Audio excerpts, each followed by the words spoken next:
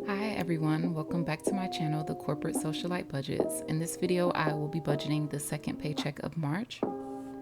So for starters, I want to make sure that I cover any overspends. I think there was one overspend in groceries, so I'm going to just take care of that now.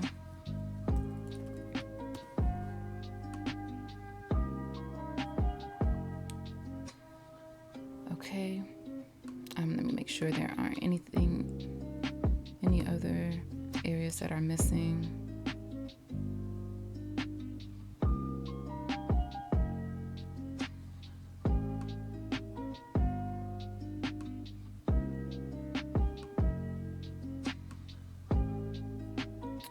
All right, so we're good. And I mentioned in previous videos that I will now start setting $1,900 as the target for my month ahead sinking fund. So as of now, I have $995 here, and I want to bring it to 1,900. So I'm going to do 1,900 minus 95.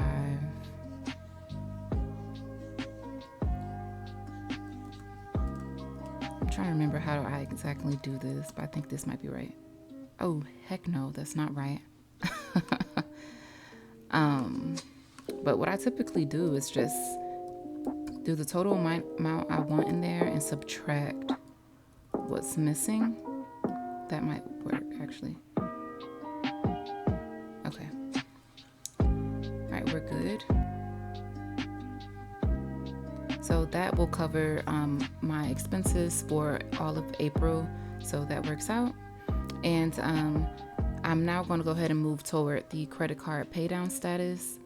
So as of now, Capital One is paid down 74%. So I have really been making progress toward this card, just with now using the spin wheel to allocate money toward the card, and also with the regular debt snowball from Fifth Third cards and the Ashley Furniture card payment is now all being kind of flushed into Capital One. So I'm happy about that. And then Discover, I'm not exactly sure how it went down a percent. I know I've kind of been using it, but not even seriously. I just use it to buy gas, since I get kind of a cash back reward from gas purchases, but I instantly just cover it. So I'm not exactly sure what the issue is, but it went down only 1%. So I'm not too concerned. And of course, once I pay Capital One off, then Discover will get all of my focus.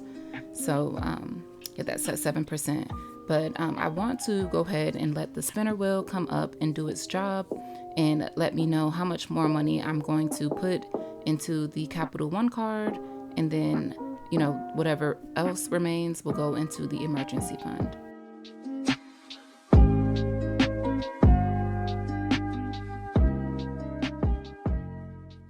Okay, so $50 is going to go into Capital One. And then the other 50 will go into emergency fund. Okay, so that works out. And credit cards are pretty much good. They've all been covered for the month. And I'll come back to sinking funds. I'm going to double check my other categories just to ensure that everything looks good, and of course rolling over any additional funds into the monthly rollover. So actually what I'm going to do, well, I just do that monthly rollover. So I over budgeted for my energy bill, and I think there was one other thing that, or maybe not.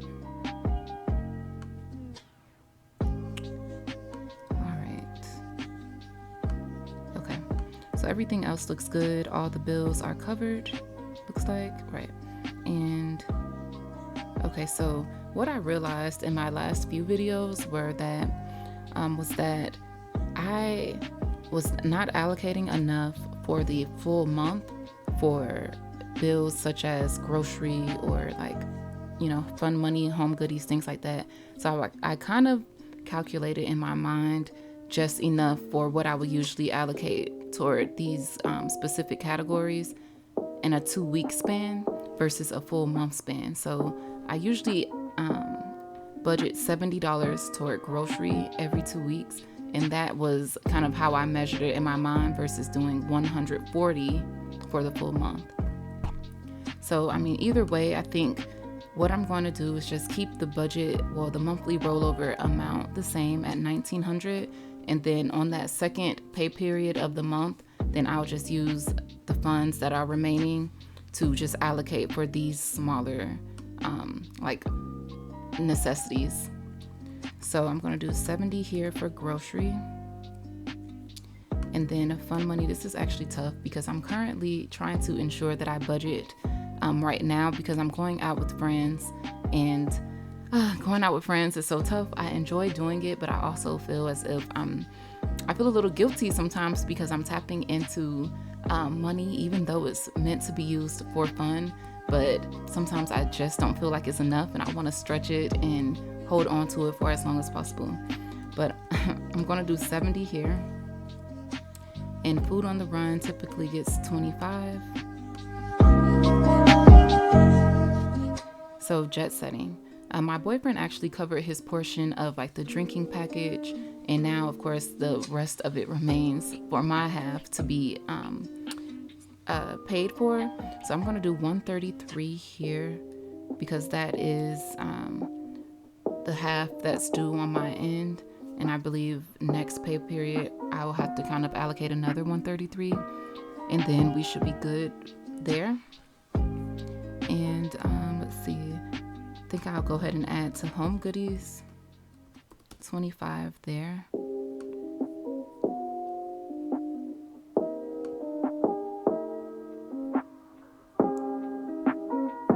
gonna close this out. Socializing, this one is always tough, of course. It's the same concept of wanting to hold on to the fun money. I'm gonna do 50 here, which I typically do. And let's see. Now I'm gonna move over to sinking funds.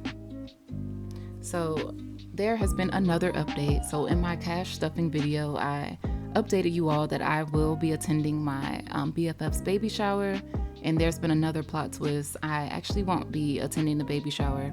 So I just kind of was thinking long and hard on it. Just the idea of only being there for one day, not even a full 2 days.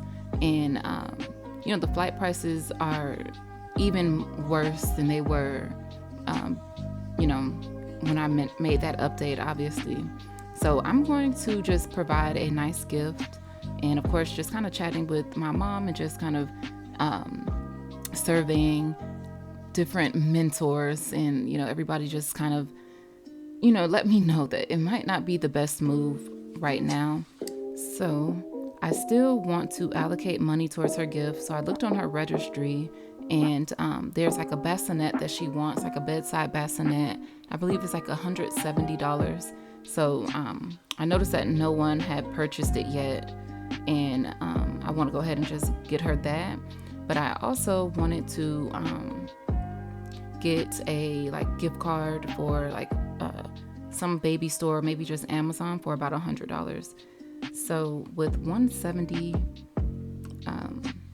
being for the bassinet, I just would need to put $60 here. But what I'm going to do is just put $30 here for now, and then I'll add the other $30 the next pay period, because the baby shower isn't until next month. So I'll already have the bassinet order, and I can just send over the gift card. And the flight that I did book, which was a one-way just to get there, I went ahead and just moved it over to the flight that I'm going to need to get to Florida for the cruise for my birthday, which will be like the week after the baby shower. So that kind of panned out somewhat, but that's kind of the new plan. Okay, so whose birthday is it? All right, I'm going to just see if I can allow these to meet their targets.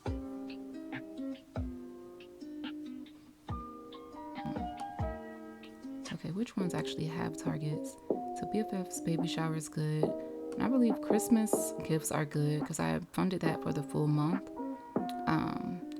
Black Girl Lux, I'll come back to that. I do need to put money toward this trip that I'm going on in August. And I want to add money to this as well.